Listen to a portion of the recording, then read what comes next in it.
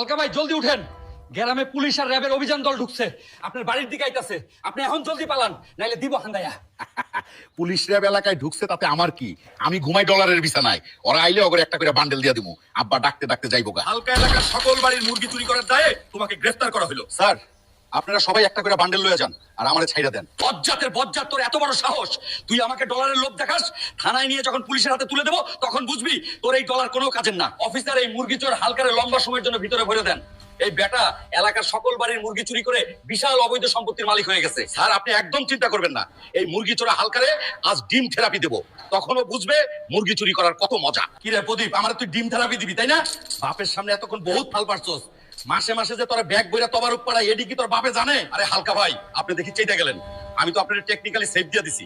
Special ফোর্সে ধইরা নিয়ে গেলে জিন্দেগি তার বাইরে হইতে পারতেন না। আরে বেটা চেতি নাই, একটু মজা করলাম আর কি তোর লগে। এই ধর, ব্যাগ ভর্তি ডলার আছে,